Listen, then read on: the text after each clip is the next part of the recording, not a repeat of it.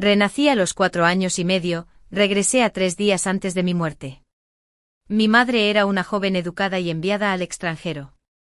Tras la reanudación de los exámenes de ingreso a la universidad, fue admitida en una universidad de la ciudad. Supe que el día que recibió su carta de aceptación, mi padre se peleó y dejó al otro hombre discapacitado, quien fue arrestado y encarcelado. En mi última vida, mi madre se escabulló mientras dormía. Lloré y la busqué por todas partes, me empapé bajo la lluvia, volví con fiebre alta. Más tarde, cuando mi padre regresó a casa, me quedé a su lado y observé cómo me enterraba en la ladera.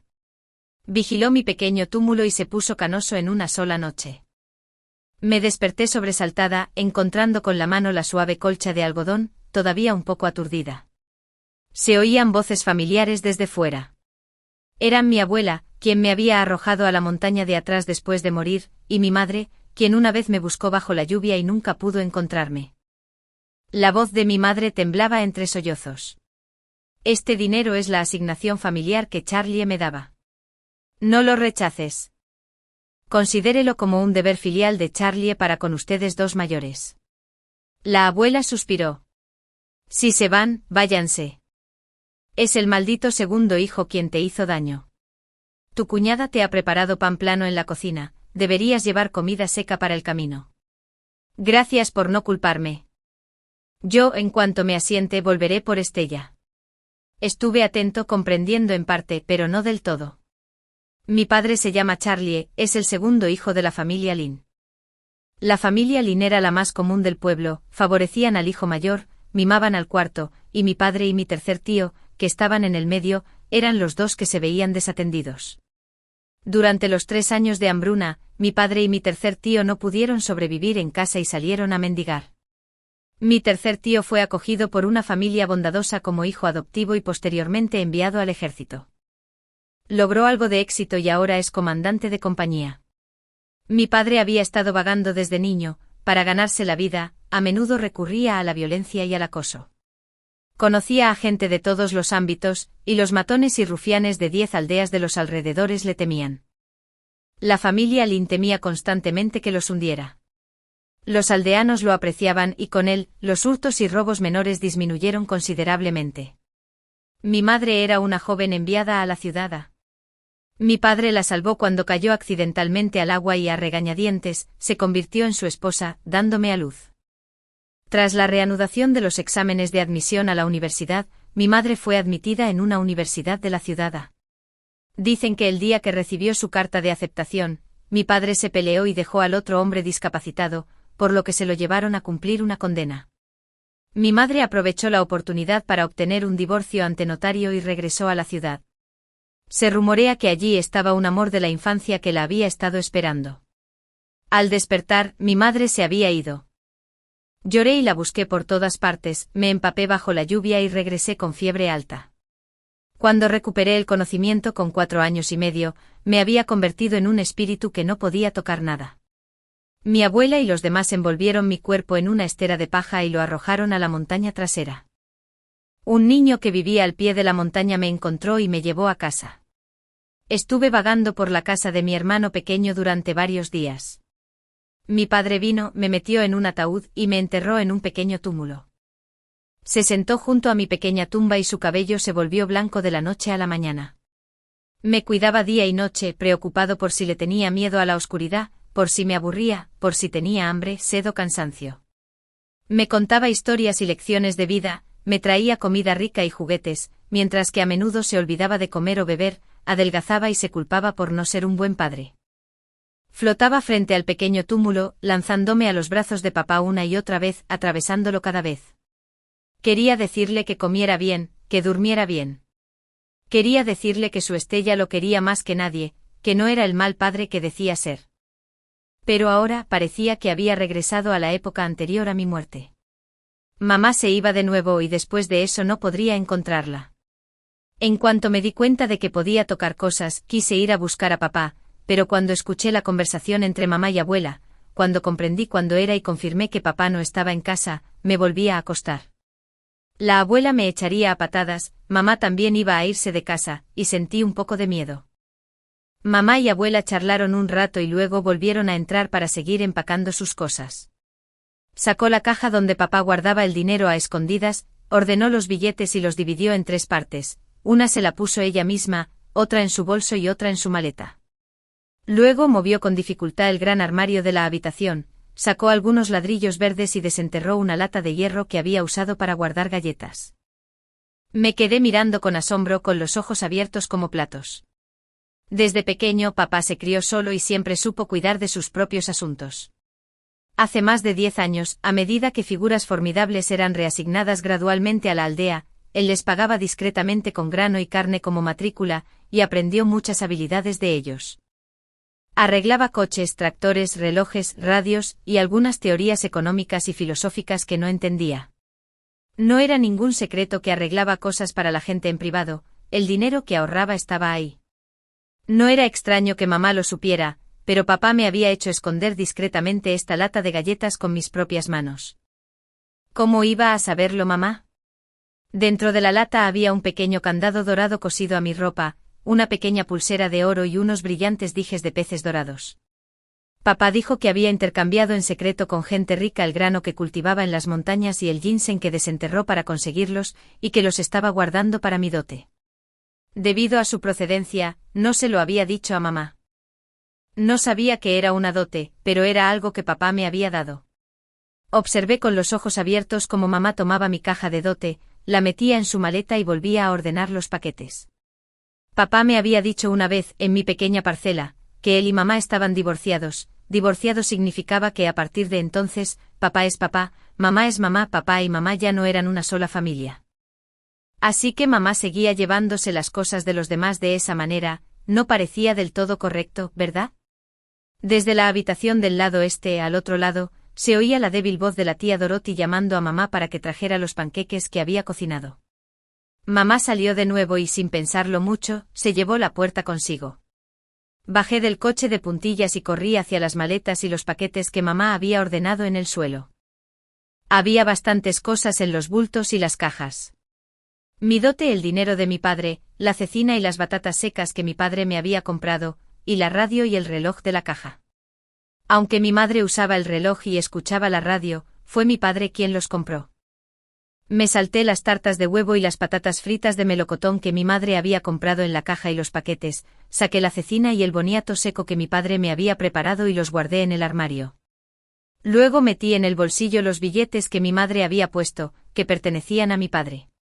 Abracé mi propia caja de dotes, tomé el reloj y la radio, volví a subir al coche y me escondí bajo la colcha. Mejor no molestar a mi madre. Si se los llevaba para guardarlos y luego mi padre y yo no la encontrábamos, ¿cómo los recuperaríamos? Para entonces ya había aceptado que mi padre y mi madre se separarían y que a partir de entonces, solo me quedaría mi padre, simplemente no sabía si seguiría viva para esperarlo. Mi madre llevó la bolsa de tela a la habitación, el aroma de los panqueques horneados la impregnaba.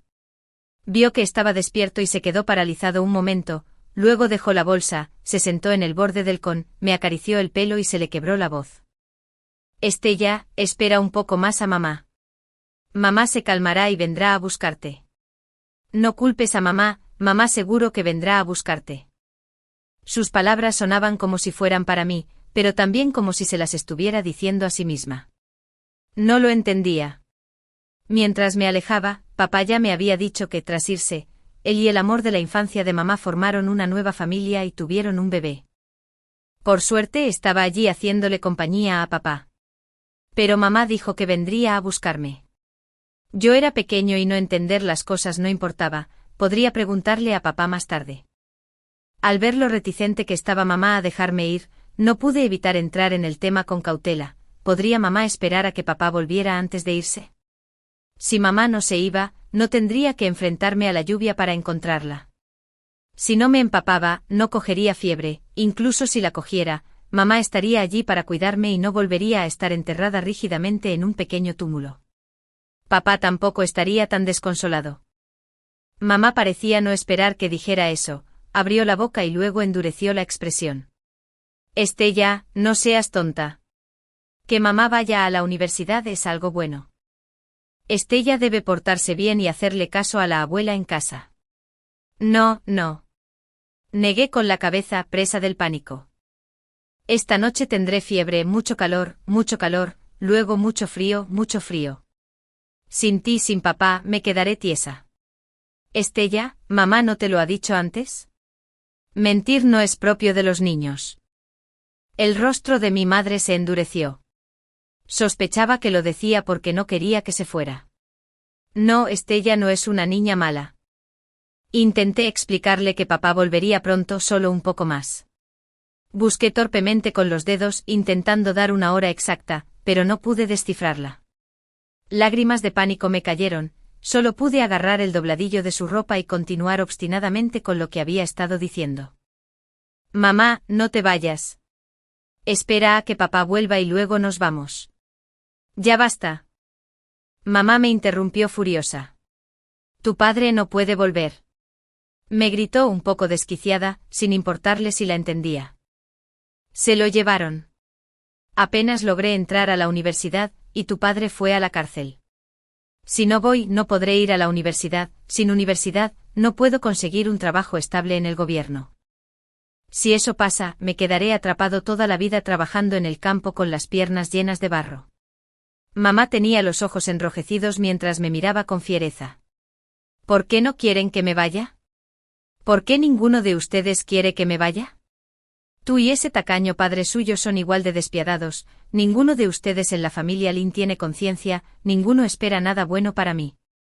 Sus emociones estaban un poco fuera de control, y por un momento olvidé cómo reaccionar. Mamá me separó los dedos uno a uno, la estaba agarrando con demasiada fuerza, y ella ejerció mucha fuerza. Mis dedos crujieron. Su mano se detuvo un instante. Luego agarró el equipaje, tomó la bolsa de tela que acababa de traer y se fue sin mirar atrás. Su figura desapareció de mi vista. Digo la verdad. Murmuré en voz baja, mirando mi mano regordeta y llena de hoyuelos. Los dedos doblados de forma antinatural por el contacto, ya estaban rojos como platos. Soplé sobre ellos, indignado. Mamá, me duele. Empezó a caer una llovizna fina, y al poco tiempo la lluvia arreció. La cortina de lluvia afuera parecía como cuando busqué a mamá en mi vida pasada. Me arrastré de nuevo al con, el fuego extinguido aún dejaba un ligero calor. Apreté aún más la colcha. No quería mojarme, no quería tener fiebre, no quería ponerme un poco seria, no quería que papá se pusiera canoso de la noche a la mañana. Tenía un poco de hambre. Quería pastel de huevo, quería chips de melocotón, quería galletas, quería leche malteada, pero todas esas cosas habían desaparecido de la habitación. Sabía que mamá había metido algunas en cajas y se las había llevado, pero otras cajas también estaban vacías, no sabía dónde las había puesto. Con la mano que no me dolía, saqué lentamente un boniato seco de la alacena y lo comí, sintiéndome algo aliviada. Por suerte los había dejado, si no todavía tendría hambre. Al caer la tarde mi abuela abrió la puerta y me vio con un trozo de boniato seco dentro. Niño, ¿cómo es posible que no sepas qué comer? No comiste en la mañana, ni esta tarde, y ya no queda nada. Por suerte tienes boniato seco, cómelo primero para saciarte un poco. No olvides comer mañana por la mañana. En invierno no había mucho trabajo físico, y la familia solo comía 2 veces al día, una por la mañana y otra por la tarde. Todavía le tenía un poco de miedo, así que simplemente dije y asentí obedientemente pensando que antes me daban un huevo todos los días, hoy no había comido ninguno y me preguntaba si me darían uno extra mañana. Cuando la abuela terminó de hablar, estaba a punto de salir. No pude evitarlo y levanté la mano, llamándola. Abuela, me duele la mano. No es nada, una siesta lo arreglará. El tono de mi abuela era despreocupado, la habitación estaba en penumbra, y simplemente asumió que me había golpeado sin querer. Para los niños del campo las caídas y los moretones no eran nada inusual. Pero quise explicárselo, pero mi abuela ya había salido de la habitación. Todavía duele mucho. Terminé la frase en voz baja, miré la lluvia que seguía cayendo afuera, no me atreví a salir y solo pude soplar sobre ella otra vez. Las lágrimas resbalaron a pesar de mi esfuerzo por contenerlas. No sé cómo me quedé dormido. Solo sentí que el baño que antes era cálido, ahora estaba muy, muy frío. Al día siguiente el sol calentaba, sin viento ni nubes. Me costó un poco vestirme, pero cuando vi el buen tiempo me animé. Después de la lluvia, el cielo se había despejado, y no me volvería a pillar un chaparrón con fiebre. Y mi abuela no me había mentido. Una noche después mis dedos aún lucían doblados y de un desagradable color morado, pero mientras no los moviera, el dolor ya no me daba ganas de llorar. A media mañana salí con cautela de mi habitación, evitando los charcos y el suelo fangoso, y entré al comedor principal. Quizás había sido demasiado lento, pues para entonces todos en la casa ya habían empezado a comer. En la mesa había puré de boniato y un plato de repollo salteado. Al verme, mi abuela raspó un poco el recipiente de aluminio vacío, no sacó casi nada, luego echó un poco de agua tibia para enjuagarlo y me sirvió medio tazón de gachas que podía reflejar una sombra. De la vaporera de bambú que había sobre la mesa, también sacó un boniato, uno aproximadamente del tamaño de mi puño. Ya aún eres pequeña, si no puedes terminarte uno grande sería un desperdicio, dijo la abuela. Esperé, pero no había ningún huevo que me hubiera faltado ayer, ni siquiera el de hoy, todos en la mesa ya estaban comiendo el suyo.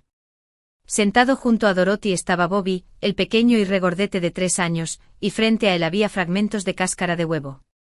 Frente a mí mi cuarto tío, que acababa de graduarse del instituto y estaba a punto de casarse, sostenía un huevo a medio comer en la mano. Al verme mirarlo, se lo metió entero en la boca. Dorothy puso los ojos en blanco. La abuela le dio una bofetada a mi tío en la espalda, regañándolo. El abuelo y mi tío mayor parecían ocupados, sus palillos no paraban. Estella, ¿por qué no comes todavía? Si se enfría y te lo comes, te enfermarás, dijo mi tío Tommy con un tono vago. ¿Enfermarme? No podía enfermarme. Al instante me olvidé del huevo. Bajé la vista y no había palillos ni cuchara en la mesa, y la silla donde solía sentarme había desaparecido. A las 4:30 me quedé allí, mirando a mi prima Lily, de 7 años, de la familia de mi tío, que también estaba de pie. Parecía comer siempre de pie. Pensé un momento y la imité parándome a la mesa, sujetando el tazón torpemente para no lastimarme los dedos doloridos, primero bebiendo las gachas y luego comiendo lentamente el boniato. Sin palillos, luego sin palillos. Me dolían las manos y de todas formas no podía usarlos, y así les ahorraría a la abuela y a los demás tener que lavar un par extra. Decidí que después de comer le preguntaría a la abuela por los huevos. Papá había dicho claramente que le había dado el dinero a la abuela, y que ella me daría un huevo cada día. Los adultos comieron más rápido y la abuela recogió los platos. Me miró con media batata intacta y habló. Estella, te estás haciendo mayor. Necesitas aprender a trabajar. Más tarde irás con tu hermana Lily y aprenderás a lavar la ropa. En nuestra casa campesina, ¿qué chica no ayuda temprano, lavando, cocinando, cortando forraje para los cerdos? Solo te salvas porque tu padre y los demás te miman. La gente del pueblo suele preferir a los chicos. Los chicos pueden escalar montañas y vadear arroyos para pescar y camarones, a veces se llevan un huevo extra o un poco más de carne. Las niñas, desde pequeñas, deben encargarse de todas las tareas de la casa y reciben menos para comer. No hay muchas niñas de mi edad que vayan al río a lavar la ropa, pero algunas van porque su hermana mayor las lleva. Que mi abuela me pida que aprenda a lavar no es crueldad, en el pueblo es un asunto cotidiano. En casa nadie pensó que algo anduviera mal, todos creían que mis padres me habían malcriado demasiado antes, que nunca había tenido que trabajar. Pero las cosas ya no son lo que eran. De hecho, ya creen que es bastante bueno que pueda quedarme en casa y que me den de comer. Me quedé paralizada por un momento.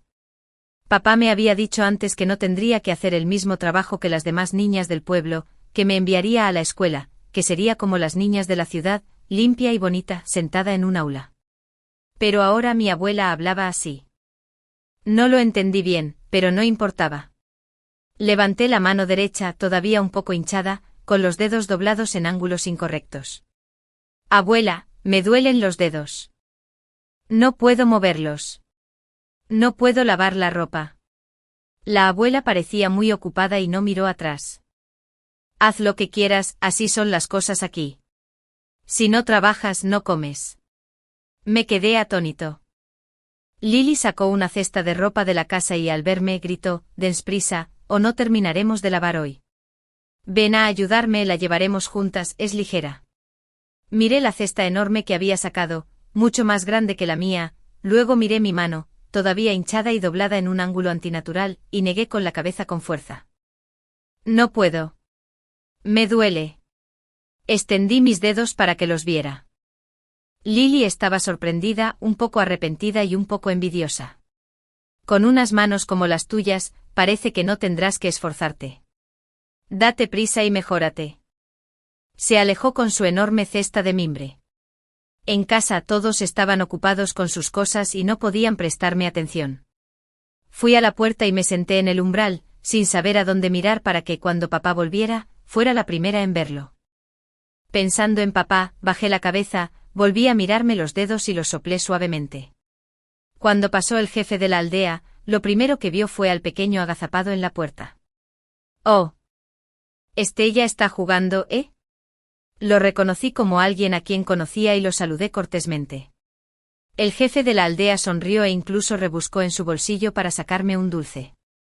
«¿Dónde están tus mayores?»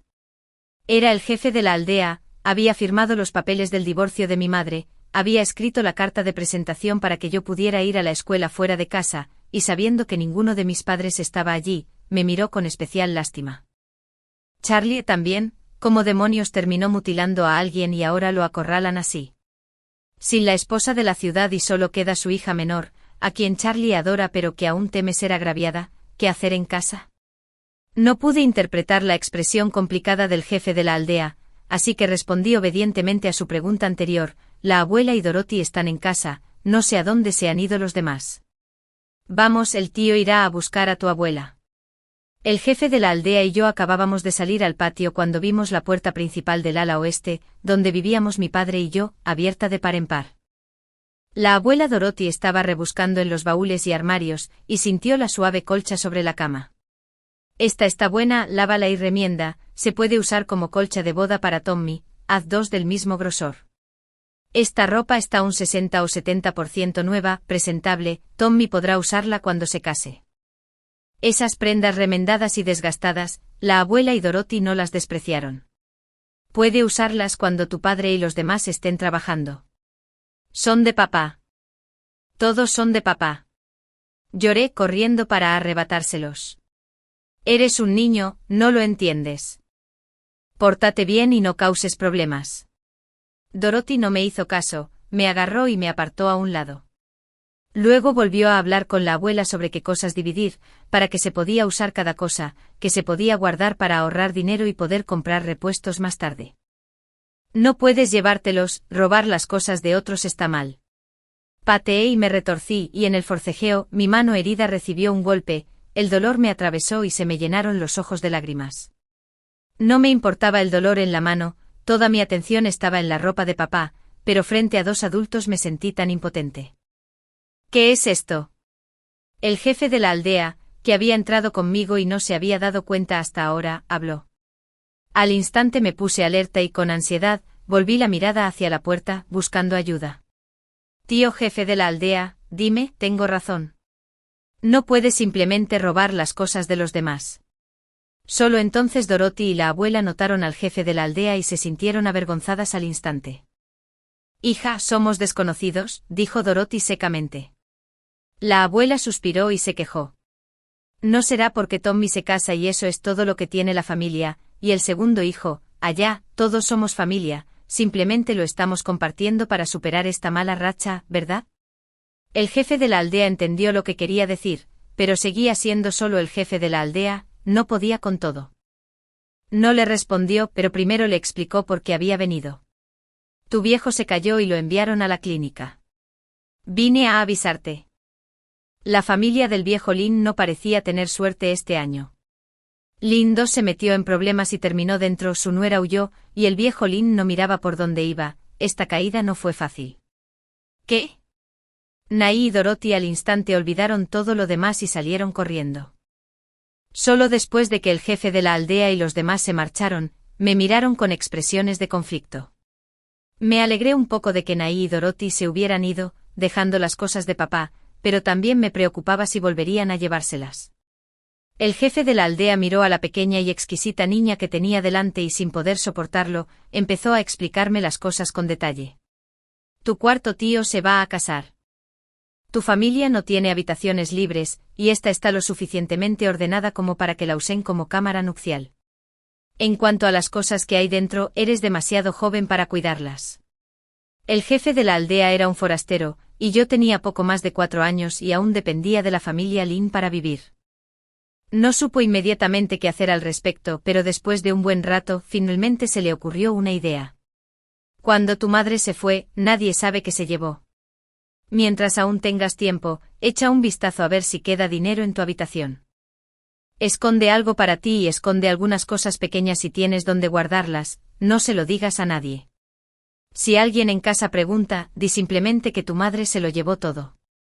Tu abuela y los demás probablemente no sepan qué hay en tu habitación. Más adelante, cuando seas mayor, tendrás algo de dinero y algunas cosas en las que apoyarte, y la vida será más fácil. El jefe de la aldea sintió que no podía dejar de suspirar hoy. En cuanto a mi padre, había encargado que lo investigaran.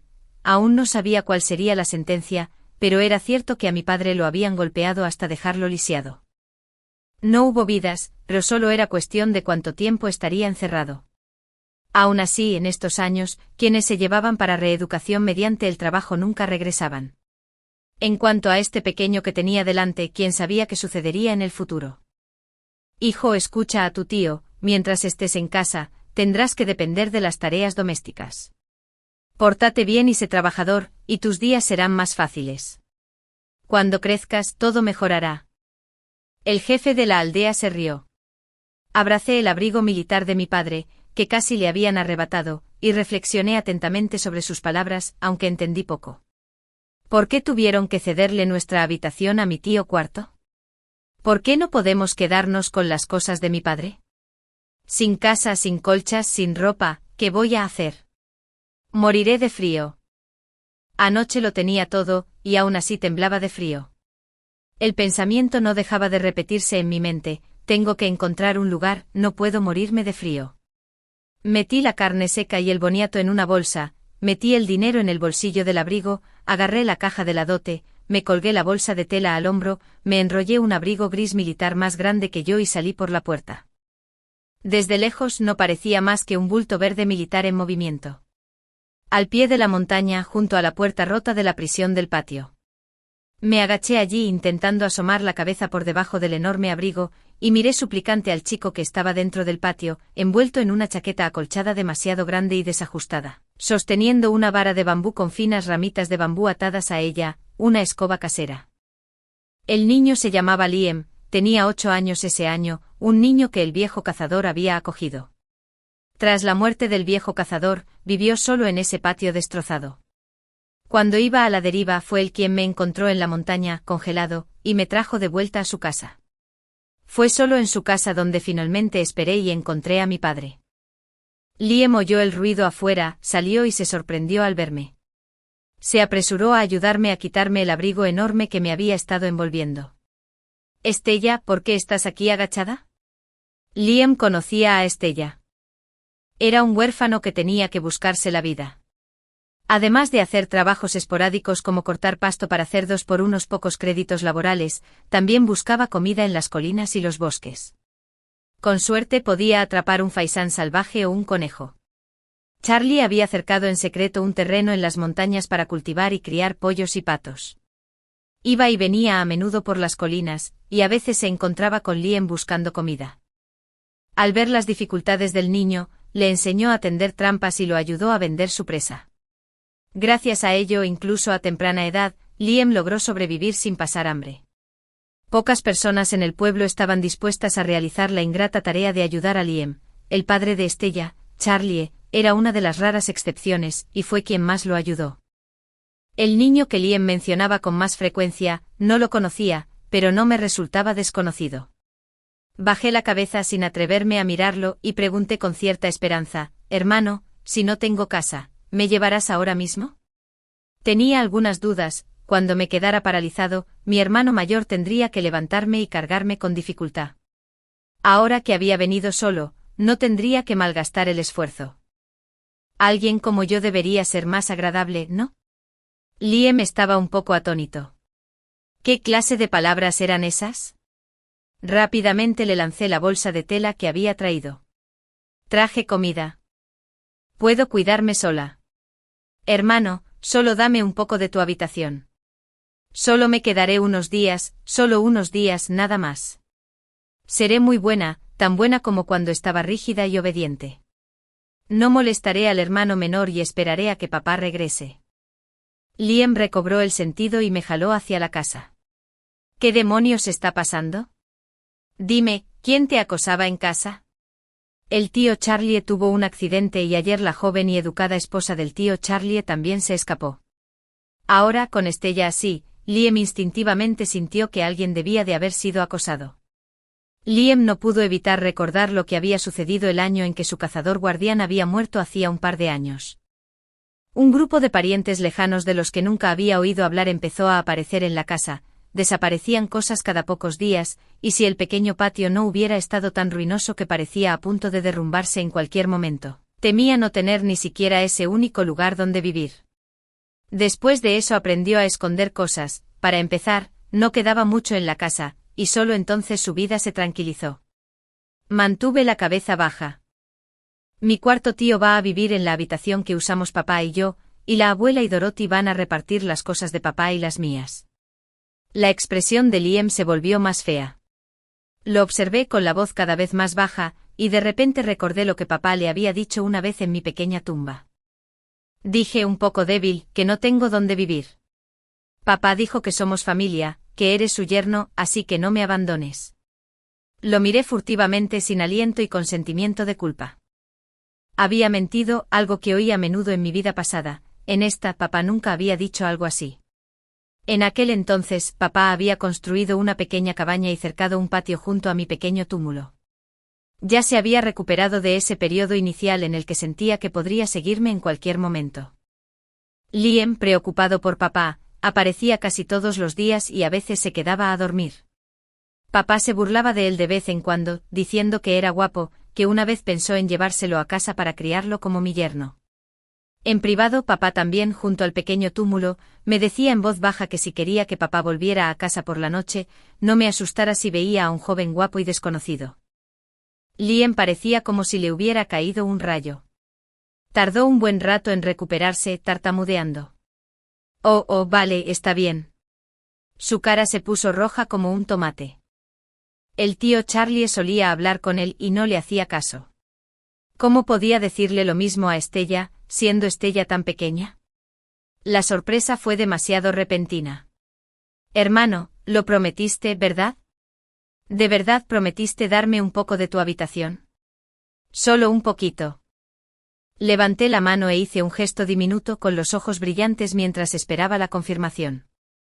Liam se sonrojó hasta la punta de las orejas y emitió un suave "mm". Lo miré perplejo y volvió a ser el mismo de siempre. En casa de Lynn y el tío Charlie pueden usar la habitación. Si quieren vivir ahí, déjenla. De ahora en adelante pueden quedarse conmigo cuando quieran. Este es nuestro hogar. Liam miró a la niña que tenía delante sin querer que pasara por lo que él había pasado.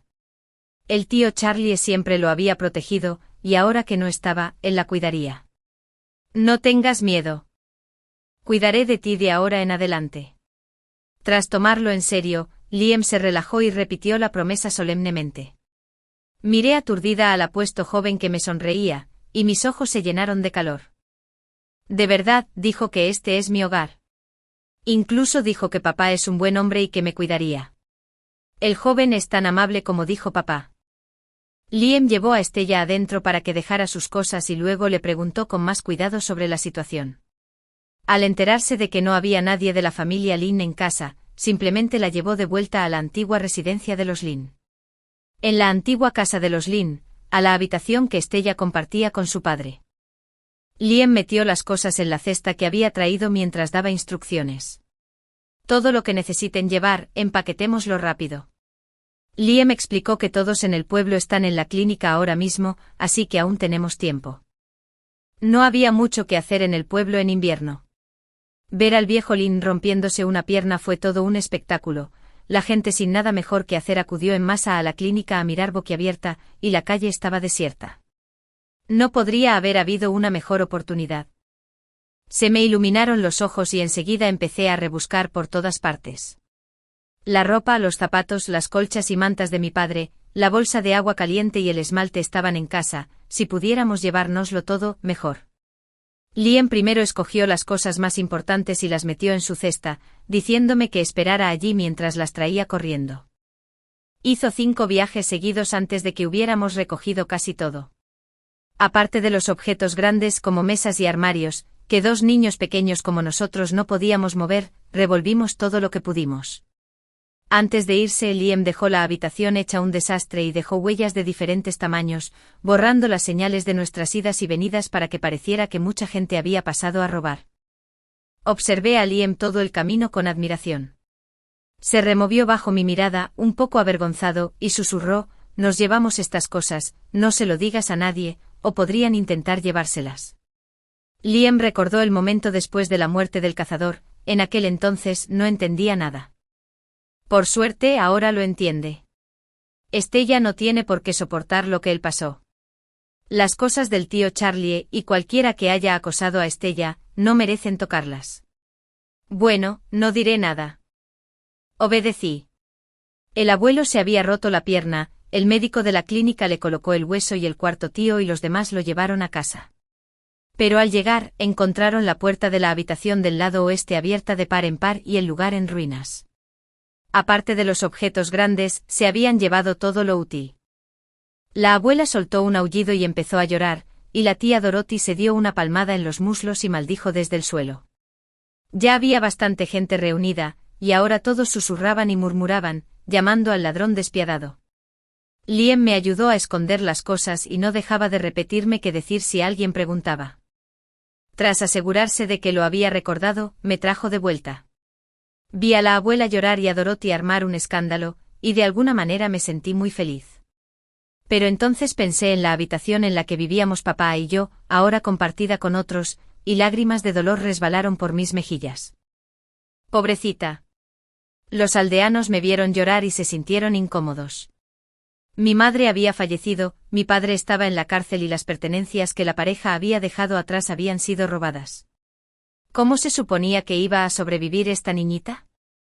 Liam me secó las lágrimas mientras los aldeanos observaban y sentían aún más pena por nosotros. Ambos son niños sin padre ni madre, suspiró.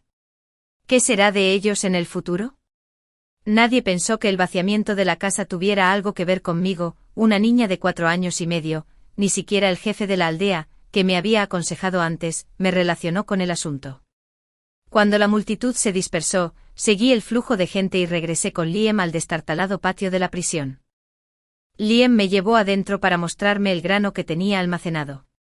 No tengas miedo. La aldea me dio grano, gané puntos de trabajo cortando pasto para cerdos, recogiendo trigo y espigas de arroz, y desenterrando cacahuetes. En otoño también recogí castañas, verduras secas y fruta, y ahí están los 3 yan de boniato seco y más de medio yan de carne seca que trajiste. No nos moriremos de hambre. Asentí con alegría y entonces recordé algo. Saqué del bolsillo el dinero y los cupones de racionamiento que había recuperado a escondidas. También tenemos esto de papá. Papá me dijo que me diera todo el dinero que ganara, para que pudiéramos gastarlo. Liam se sorprendió.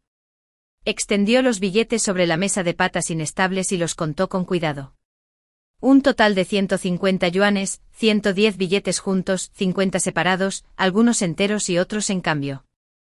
También había varias docenas de cupones de grano y una serie de otros billetes, como cupones de tela, cupones de aceite, cupones de azúcar, cupones de queroseno y similares. Sobre todo los cupones de grano podían resolver nuestra crisis inmediata. Con ellos, Liam sintió que la carga sobre sus hombros se aligeraba considerablemente. Enrolló los 150 yuanes. Te los esconderé por ahora. Cuando seas mayor, te enviaré a la escuela. Genial. Papá también dijo que me mandaría a la escuela. Mi hermano mayor también puede hacerlo, ¿verdad? Asentí obedientemente. Liam entonces sacó una caja de madera del nicho del con. Dentro había varios yuanes, Jiao y Fen, cuidadosamente ordenados.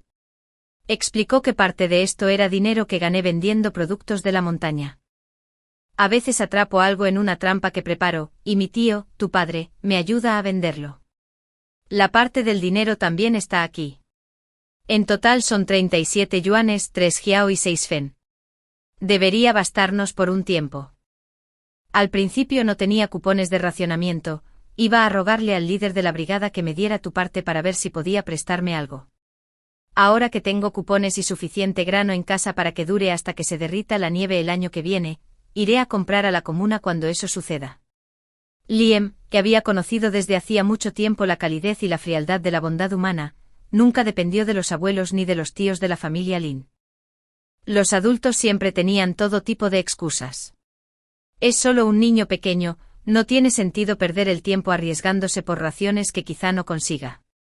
Ir a las montañas le trae mayores beneficios. Después del año nuevo, tendrá 9 años y podrá realizar trabajos agrícolas más pesados. Si trabaja más duro y gana más puntos de trabajo, podrá obtener una mayor porción de grano. Estella es pequeña y come poco, así que aún obtendrá algo. Si regresa a las colinas a recolectar productos silvestres, seca verduras y setas, y almacena castañas, nueces, avellanas y ñames silvestres para mezclar en sus comidas, seguro que ambos sobrevivirán. Liem me contó su plan poco a poco. Haré caso a mi hermano. Asentí obedientemente sin entender mucho pero sintiéndome más tranquila. Liem parecía un poco conmovido. Pensé que tu tía, tu madre, una joven y educada, se quedaría con todo el dinero, pero dejó algo para ti. Es sorprendentemente decente. Para nada. Le susurré. Lo recuperé. Me toqué el dedo nerviosamente, robar es un mal hábito, pero no soportaba la idea de que mamá se llevara las cosas que eran nuestras. Bien hecho. Liem hizo una pausa y luego sonrió. Sonreí radiante ante el elogio y señalé mi caja de galletas, un poco orgullosa. Papá dice que esta es la dote que ha estado guardando para mí. Papá me lo dio. María, ¿dote? Liem se quedó callado.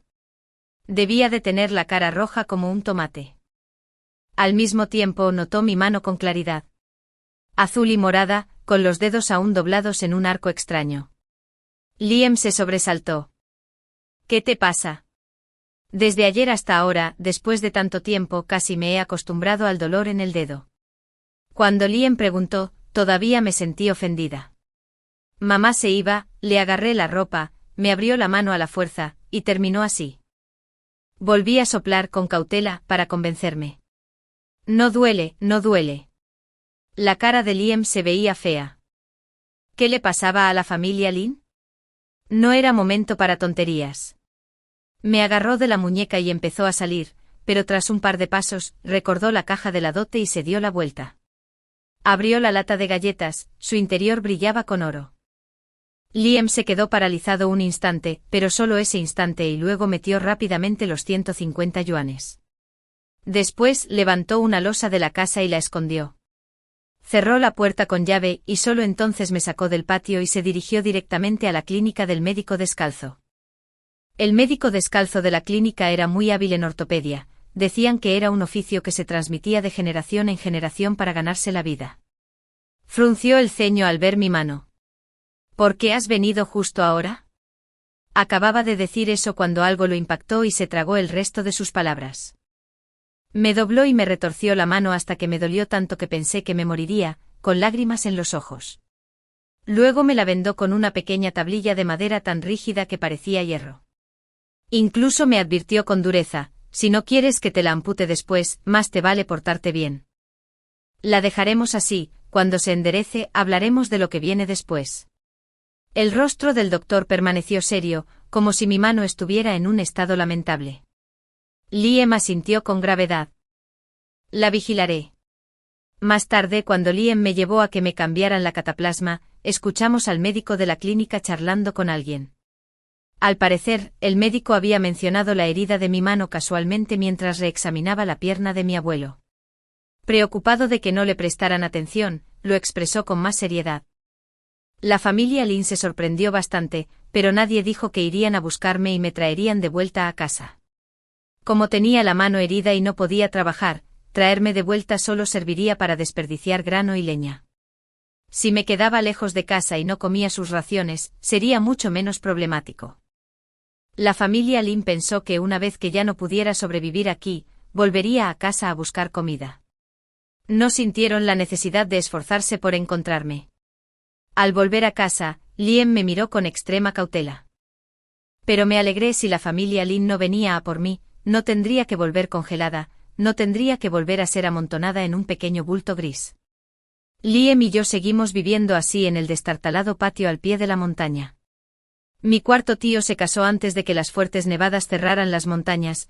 No tuvimos tiempo de unirnos a la celebración, tan ocupados como estábamos subiendo a las colinas y bosques a buscar leña, recoger setas, hurgar en nidos de ardillas y ratoneras, y cualquier cosa comestible que traíamos a casa. Aunque el invierno había comenzado, aún lográbamos encontrar algo de cosecha de vez en cuando. Con suerte podíamos rescatar un faisán o un conejo salvaje de las trampas que Liem y mi padre habían puesto antes. Liem era ahorrativo. No tocó nuestro dinero. Las presas que atrapábamos no las comíamos nosotros, sino que las llevábamos a casa del jefe de la aldea y las intercambiábamos por grano. El jefe, compadeciéndose de nosotros dos, nos dio un precio justo.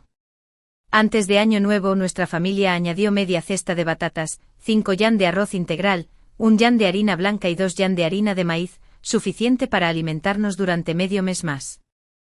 Cada vez que intercambiábamos comida, Liem, preocupado por si se me antojaba carne, sacaba una de las carnes curadas que la familia tenía guardadas y la compartía conmigo. Comía muy poco, casi siempre solo la probaba, y la mayor parte terminaba en mi boca.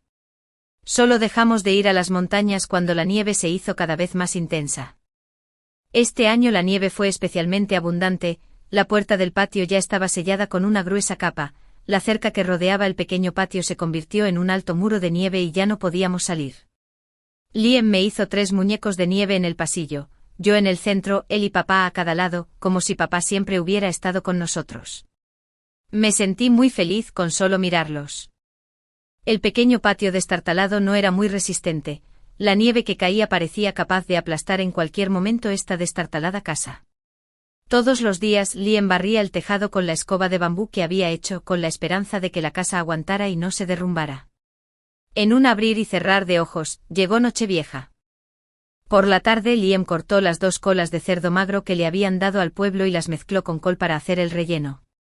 Envolvimos torpemente las albóndigas alrededor del brasero, que también tenía ñames asados con un aroma dulce y unas castañas que se habían abierto. Era la primera vez que las hacíamos. Aunque le habíamos pedido consejo a la anciana de la aldea para intercambiar grano, nuestros dumplings eran toscos y se veían feos. Sobre todo los que envolví, porque los dedos medios no se movían, solo usé los pulgares y los meñiques para pellizcarlos, y los dumplings que hice quedaron aún más feos. Liem tenía los ojos rojos de la molestia por lo feos que eran. Lo consolé, todavía soy pequeño. Cuando crezca podré hacerte unos dumplings preciosos, hermano mayor. Está bien. Liem sonrió, pero las lágrimas comenzaron a caer. Hermano, no llores. Era la primera vez que lo veía llorar. Entré en pánico y quise consolarlo cuando en ese momento se oyó un fuerte estruendo. El techo y el suelo parecían temblar juntos, el polvo se deslizaba desde el techo. Me apresuré a levantarme, protegiendo el relleno de carne y los dumplings. Liem fue rápido, me alzó en brazos y se agachó bajo la mesa. Con las prisas, solo tuve tiempo de agarrar el tazón con la mitad del relleno de carne que habíamos reservado a propósito. Me abrazó fuerte y esperó un momento. Al no oír nada más, se movió un poco con voz vacilante. ¿Quizás se derrumbó algo? Su habitación no era muy resistente y las otras casas eran aún peores, con goteras y corrientes de aire, apenas aptas para vivir. No sería de extrañar que algo se hubiera derrumbado. Liem y yo nos quedamos acurrucados debajo de la mesa un rato, al no notar nada más, abrimos la puerta. La ventisca azotó la casa vecina, derrumbando la mitad. De pie ante la única puerta intacta, ambos nos sentimos un poco aliviados, agradecidos de seguir con vida. El alboroto atrajo a los aldeanos, varios acudieron al oír el ruido. Alguien gritó fuerte hacia la casa, preguntando si alguien estaba herido. Liem respondió con la misma fuerza, Todos están bien. La casa derrumbada estaba vacía. Estella y yo estamos bien, y esta habitación está bien. Ah. Espera un poco más. La casa de la anciana de al lado también se derrumbó y hay gente enterrada. Vamos a ayudarlos primero. Volvemos en un rato. Afuera, la gente se marchaba tan rápido como había llegado. Liam y yo nos miramos, y Liam fue el primero en reaccionar. Vamos, volvamos y sigamos haciendo dumplings. Nada se sentía diferente ahora. De vuelta en la habitación, la puerta estaba cerrada de nuevo. Saqué el relleno de los dumplings de debajo de la mesa. Los dumplings que ya habíamos hecho estaban llenos de polvo. Sentí ganas de llorar. Todos están bien, una brisa ligera no nos impedirá comer. Liam intentó consolarme y luego sopló un dumpling. Vi que el dumpling, limpio y limpio, asintió. Soplarlo todavía lo hace comestible. Sin embargo, Liam arrancó un trozo de la masa reservada para el primer día del mes lunar y siguió haciendo más envoltorios. Mi hermano lo pensó un poco y parece que puedo hacer unos más bonitos. Haré algunos para que Estella los coma. Estella es tan hermosa, claro que debería comer algo más bonito. Varias casas del pueblo habían quedado aplastadas por la nieve, un caos total. La gente desenterraba a los enterrados y los cargaba con urgencia en carros para llevarlos al hospital del condado. Justo en ese momento, un jeep entró en el pueblo. Charlie, que había sido detenido, salió del vehículo y preguntó: ¿qué pasa? Acaban de salir del banco de nieve. Nuestro médico del pueblo no puede con esto, hay que enviarlos a la ciudad. El conductor, que vestía uniforme militar, al ver la situación, no dudó en ayudar. Antes de irse, explicó apresuradamente la situación de Charlie. Esta vez, no lo arrestaron por pelea ni violencia. Se había topado con el tercer hijo de la familia Lynn, quien estaba en una misión y ayudó a detener a alguien, y el que golpeó resultó ser un agente enemigo. La razón por la que no había regresado en tanto tiempo no era que lo hubieran enviado a reeducación por el trabajo, sino que estaba cooperando con las autoridades en un caso. Los aldeanos suspiraban y al hablar con Charlie se burlaban de él. Charlie se arremangó con la intención de ayudar un poco y, de paso, preguntar a los aldeanos por la hija del hombre, pero se encontró con que la gente vacilaba. Charlie sintió un vuelco en el pecho y corrió de vuelta a la vieja casa Lynn, en dirección a la habitación del lado oeste.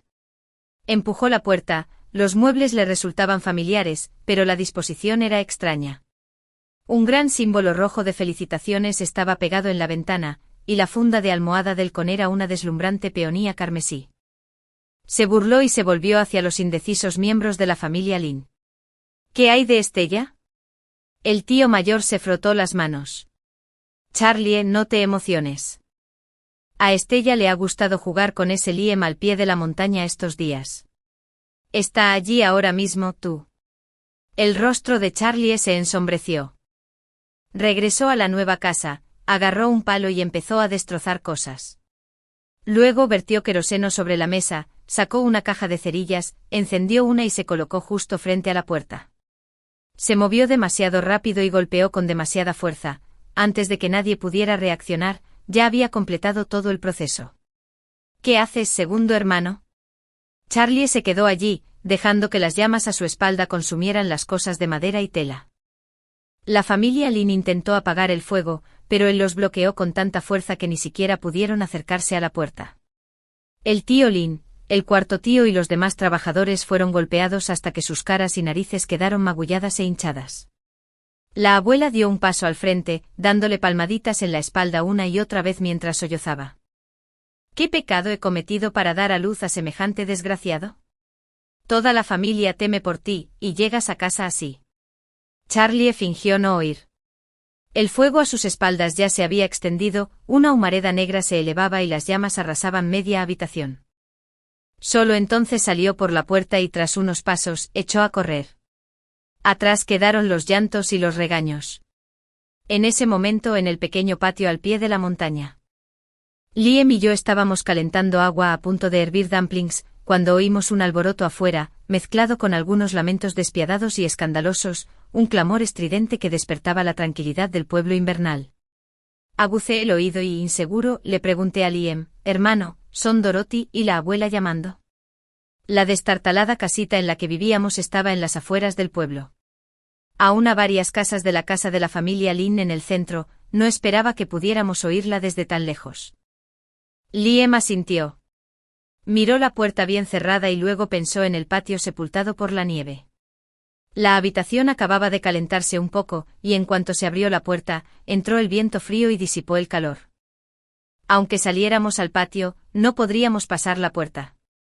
Mejor no unirse al alboroto. Lo pensé detenidamente, el muro y la puerta de la prisión, enterrados bajo la nieve, eran varias personas más altas que yo, y la nieve del patio me llegaba a la mitad del cuerpo cuando pisé. De hecho, era mejor no salir. Liam me alborotó el pelo y me dijo, Estella es una chica muy buena. Me sentí encantada al instante, arqueando las cejas con orgullo. Papá dice que Estella es la mejor, la más bonita, la más linda, su bebé más querida. Me hundí de nuevo en la melancolía. ¿Qué día exactamente volvería papá a casa? Últimamente me tocaba las manos con frecuencia, intentándolo de todas las maneras posibles, pero seguía sin saber qué día volvería. Liam parecía saber lo que pensaba, me miró con una sonrisa, a punto de decir algo y luego se quedó callado. La masa se me pegaba a la coronilla desde que la habían apretado, y mi expresión cambiaba a cada instante, completamente ajena a lo ridícula que debía de haber quedado. Liam finalmente no pudo contenerse y soltó una carcajada. No entendí por qué, así que me uní a ella con una risita tonta. Charlie llegó a la destartalada casa al pie de la montaña. Al verla derrumbada y medio enterrada en la nieve, sintió que le ardían los ojos y le crujían los puños al apretarlos. Solo respirando hondo pudo calmarse. Su hija aún lo esperaba. Los aldeanos que se apresuraron a acercarse al oír el ruido, alguien recordó algo y les recordó algo. Charlie Estella ¿están bien? No fue la habitación en la que vivían la que se derrumbó. Charlie volvió en sí, con un destello de esperanza naciendo en él. Su mirada se posó en una estera de fieltro que cubría un pajar cercano. Se acercó, la arrancó, le quitó la nieve y la extendió sobre el muro de nieve que rodeaba el patio. Liam y yo oímos el alboroto, abrimos la puerta, asomamos la cabeza y vimos que alguien había arrojado una estera de fieltro al montículo de nieve junto al muro de la prisión. Inmediatamente después, una figura familiar trepó por ella. Me quedé paralizado un instante como si estuviera alucinando, y luego corrí instintivamente hacia esa persona. Papá. Pero ya no era un espíritu, la nieve en el suelo tenía decenas de centímetros de profundidad. Di un paso y me hundí hasta la mitad. Liam me jaló rápidamente. Charlie, que acababa de saltar el muro, vio a los dos niños pequeños en el porche y se llenó de alegría al reencontrarse. Me gritó, Estella, no te muevas, espera a papá. Se impulsó con los pies, dio varias volteretas, saltó el montículo de nieve del muro de la prisión, que era más alto que la mayoría de los adultos, y abriéndose paso entre los montones de nieve del patio que le llegaban hasta los muslos, corrió rápidamente hacia el porche. Corrí directamente a sus brazos. Él me abrazó y yo agarré a Liam, como los tres muñecos de nieve que habían estado de pie a un lado todo el invierno. En la habitación, Charlie miró la ropa que su hija le había traído para cambiarse, luego el termo y la taza esmaltada sobre la mesa, la ropa de cama sobre el con, todas cosas que le resultaban familiares, y de repente se rió. Les revolvió la cabeza a los dos niños pequeños que tenía delante, uno en cada mano. Bien hecho. Los de afuera, sin saber lo que había pasado adentro, ya habían venido y ayudado a quitar la nieve. Después de cambiarse, Charlie abrazó fuerte a su hija y no la soltó, aún conmocionado. Liam le dio un vaso de agua tibia. Solo entonces Charlie la aflojó un poco y miró a Liam. Hermano, te debo una. De ahora en adelante eres como mi propia sangre. Mi cerebro parece estar constantemente en cortocircuito. Liam no sabía si llamarlo hermano un momento y tío al siguiente. Pero no importaba si hermano o tío, él era familia. La unión hace la fuerza, los aldeanos rápidamente abrieron camino y entraron al patio. Al vernos a los tres tan felices juntos dentro de la casa, sonrieron sin mucha calidez. No entendí bien cómo me miraban los aldeanos. Simplemente me acurruqué felizmente en los brazos de papá y escuché su charla. Qué bien, papá ha vuelto.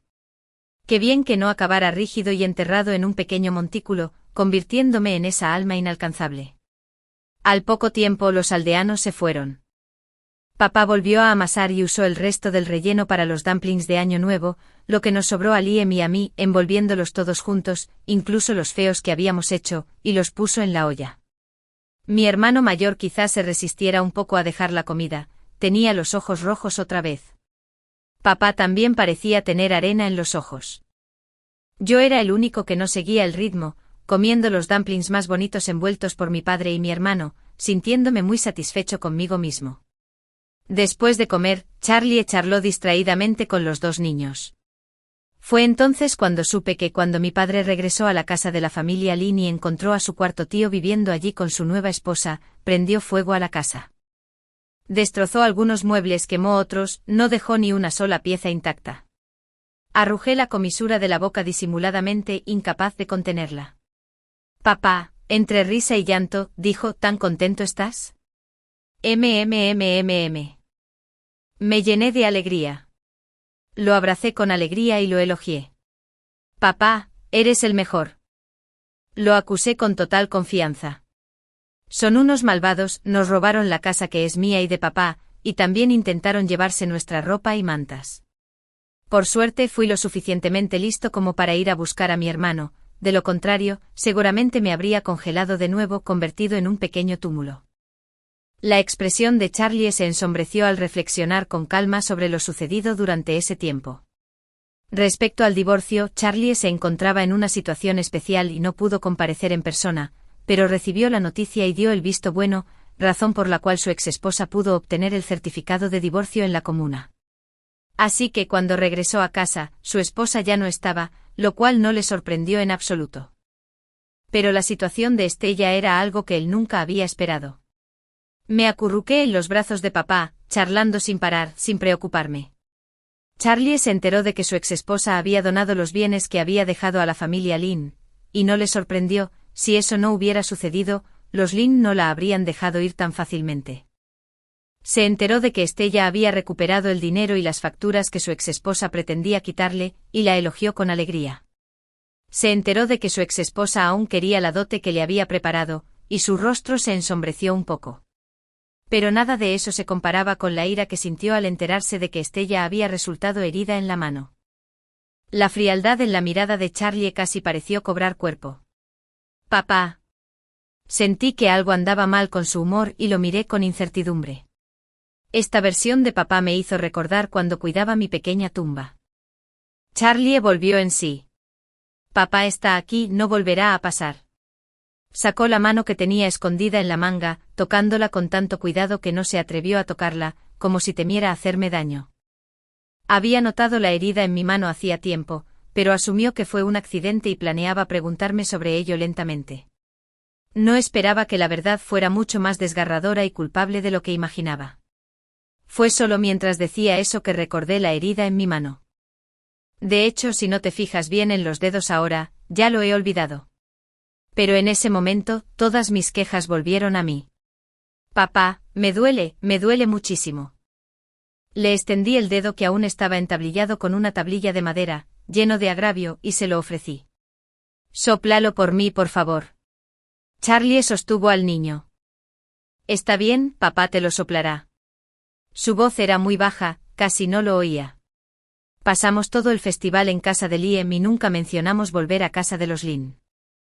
Durante ese tiempo, Charlie llevó a Estella a la clínica. El médico jefe me miró la mano con pesar en la voz. Está sanando bien. No ha empeorado. Me puso medicina en los dedos otra vez, los sujetó y los vendó. Charlie y el médico fueron a la habitación interior a buscar más suministros y hablaron algunas palabras en privado. Liam y yo esperamos en la habitación exterior, y oímos vagamente al médico y a mi padre suspirar desde dentro. Llegaste un poco tarde y sufriste una segunda lesión. Si hubieras llegado antes, si no te hubieras lastimado la segunda vez, es posible que no hubiera habido daños permanentes. No entiendo qué son las secuelas, pero Liam parecía muy enfermo, apretándome la mano con dolor y remordimiento.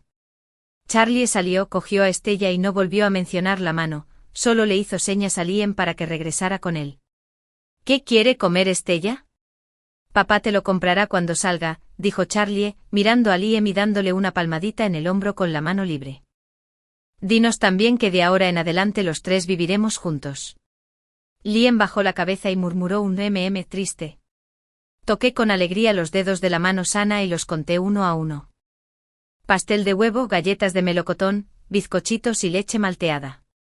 Hice una lista de todo lo que quería comer cuando me daba hambre en la habitación. Charlie aceptó alegremente, salió y dio unas vueltas.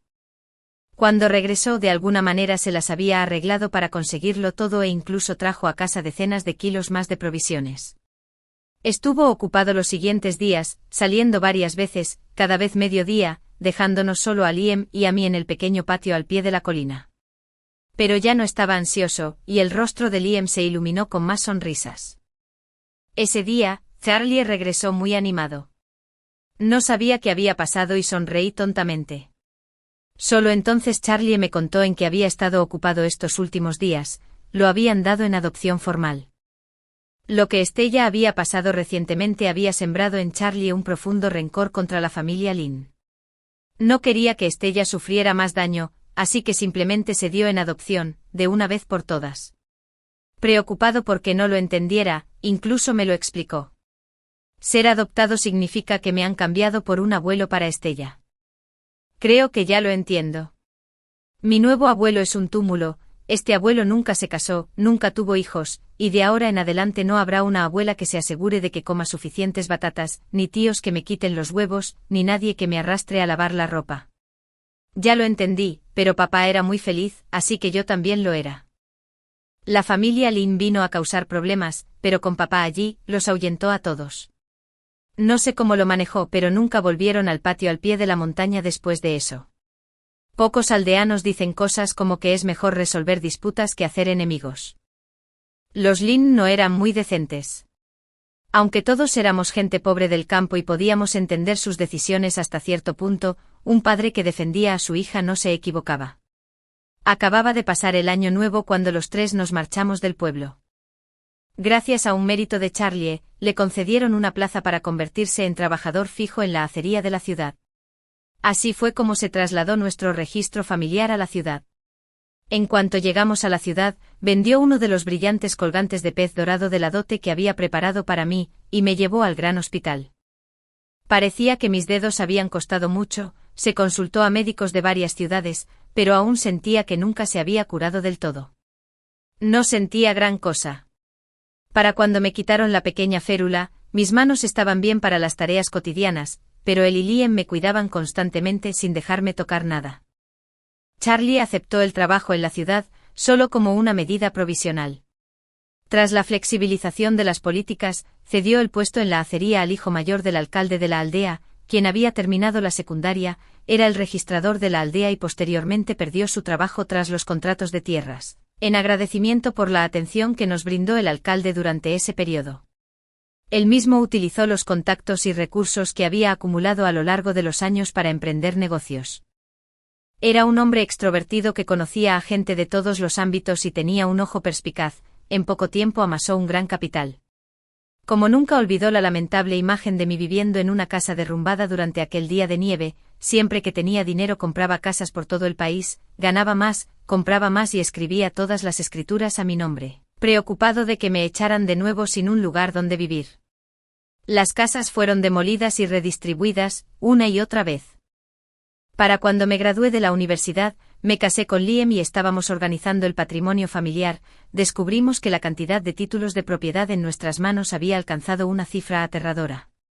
A principios del milenio, terminé mis estudios de posgrado y me quedé dando clases en la universidad, mientras Liam se esforzaba por obtener sus títulos y doctorado, y luego aceptó un puesto en un instituto de investigación en la ciudad A. Nos instalamos juntos en la ciudad A y nos mudamos a una de las propiedades a mi nombre, una casa de 3 plantas y 4 patios dentro del segundo anillo. Ese día, la casa que nos habían asignado a nuestra familia en la nueva zona de demolición a las afueras de la ciudad iba a ser alquilada, y teníamos que entregarle las cosas a la gente. Acompañé a mi padre a hacer los trámites.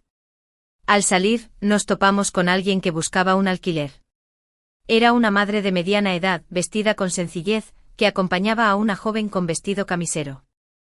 La madre extendió la mano derecha a la que le faltaban 2 dedos y pidió compasión a la gente. ¿Podría ser más barata esta habitación individual?, preguntó. Continuó quejándose de que su hija acababa de graduarse de la universidad y que encontrar trabajo era muy difícil. Tanto ella como su esposo habían sido despedidos y la vida era dura. Me quedé mirando esa mano 2 segundos y luego la miré a la cara. Sus rasgos seguían siendo los contornos familiares de mi memoria, pero parecía que los años la habían desgastado. Ella y nuestro otrora triunfante y exitoso padre ahora parecían 2 generaciones de diferencia. No aminoramos el paso al alejarnos. Charlie sonrió y preguntó, ¿qué quieres comer? Papá cocinará cuando lleguemos a casa. Durante todos estos años, él y Liam se habían preocupado por las lesiones en mis manos, encargándose de todas las tareas de la casa y sin dejarme mover un dedo. Como por costumbre recité con alegría una larga lista de platos. Mi hermano dice que últimamente no ha trabajado horas extras, así que vendrá a casa a comer con nosotros. Bueno, pues perfecto. Charlie también estaba muy contento. Los 3 habíamos sido inseparables desde entonces, tan unidos que nadie más podía interponerse. El agente y el corredor que nos vieron afuera. El señor Charlie es dueño de varios edificios en la ciudad e incluso cocina personalmente para la chica, la adora. Ah, sí. ¿Varios edificios? ¿Tantos?, exclamó el agente atónito. Mamá, ¿por qué lloras?, dijo una voz desconocida. Ya es el precio más bajo, es muy difícil bajar más. El agente intervino, pensando que seguía siendo por el alquiler, con un tono de impotencia. Oh, no es nada, solo tengo arena en el ojo. Oí esa voz, desde lo más profundo de mi memoria, la que ya se había vuelto borrosa, decir eso. Seguí caminando sin detenerme, abrazando a mi padre, y le sonreí. No pregunté nada. Como se había lastimado la mano de ese hombre ya no me importaba. Cada uno tiene su propia vida, siempre y cuando no se enreden, está bien.